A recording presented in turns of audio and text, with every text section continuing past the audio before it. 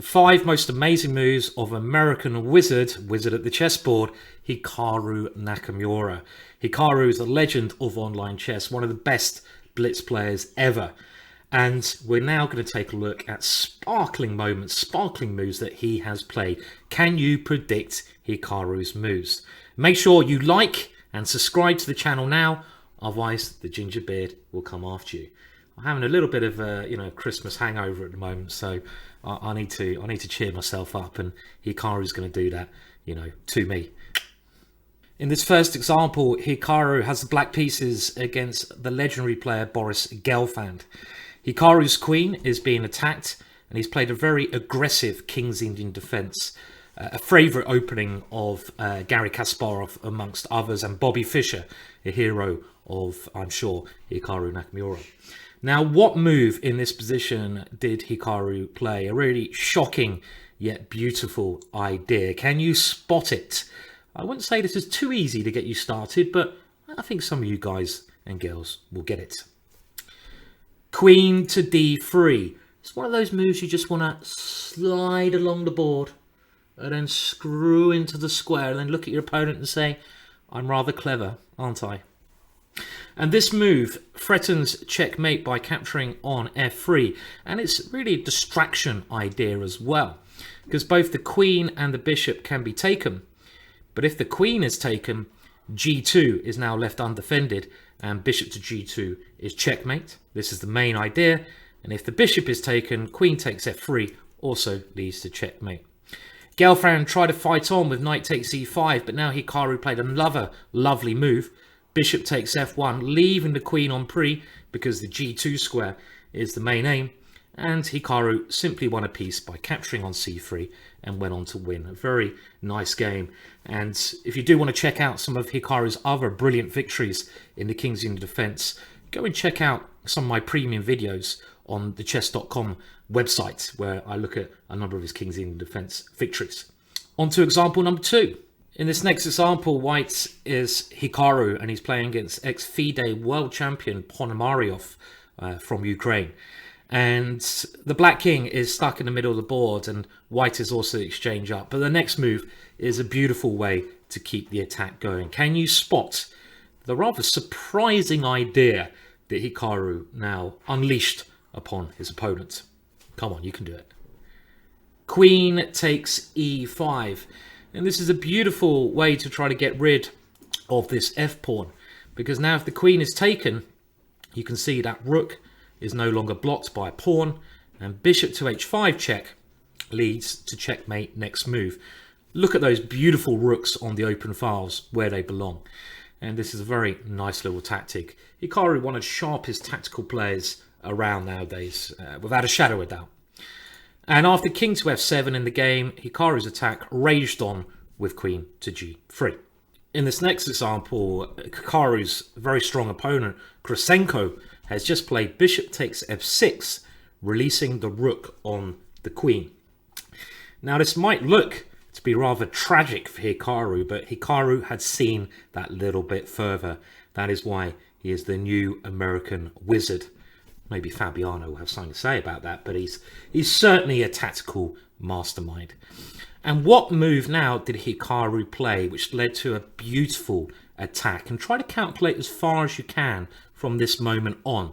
So you might see the first move, but just try to visualize how it will continue the attack. Queen takes f2. The attack, the rocket launcher comes in.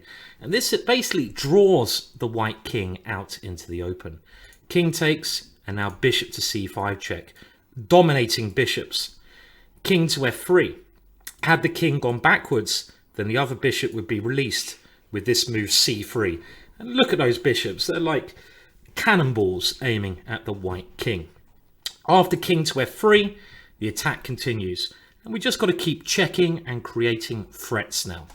Rook takes f6 check, king to g4, knight to e5 check. The white king can't survive in such an open and exposed position. King g5, rook g6 check, king h5, and now a star move here. Pawn to f6. Sometimes it's the quiet moves in the midst of the battle which really sparkle and really are the magical moments. And this quiet move sets up checkmate threats with rook h6, for example. Rook takes e5, the only way to avoid that, but now the rook comes in, and again we see a beautifully quiet yet deadly move here. Bishop to c8. Really, really beautiful idea. Stopping the white king from ever retreating, threatening rook checkmates, and there's nothing that white can do here, so white ends up resigning. Beautiful stuff. Let's move on to another sparkling moment from Hikaru's play. Well, this next move is a little bit of a bolt from the blue, I'd say. The black king is rather exposed, and Hikaru with the white pieces now opens it up further.